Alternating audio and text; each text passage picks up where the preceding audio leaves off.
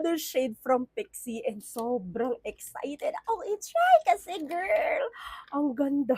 This shade is Chick Tone. Ganyan siya. Oh my gosh. Try na natin ah. Wow.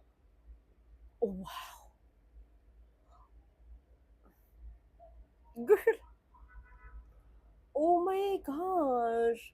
Young looking ang atake. Freshness. Yes, mga girls, ang ganda. Ah! May bago na naman ako kinakikilig na blush on. Okay, okay, okay, okay. Hindi ako makahinga. Ang ganda. Ka-o-obsesan na naman. Pero ganda-gandahan ang atake. Huy, ang sosyal. Yun yung masasabi ko, sosyal na blush on. Ang juicy niya sa skin. Nakikita mo ba yung glow na binibigay niya sa skin ko? Like, oh my gosh! Instant glass skin, instant freshness ang atake without glitter.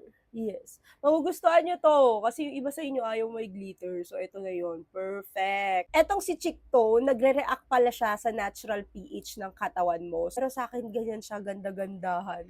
Diba, ganda-gandahan ang atake. Ito yung mga shade na meron ako, si Fleur, eto naman si Chick Tone, eto naman si Juicy. Let's try it on my lips. Na. Eh? Uy, ganda rin niya sa lips, girl. Mm. Fresh-fresh siya ng atake. Kung gusto mo rin itong mga blush on ni Pixie, nandito na sila sa TikTok. Ilalagay ko dyan sa yellow basket. Yun lang mga girls. Bye!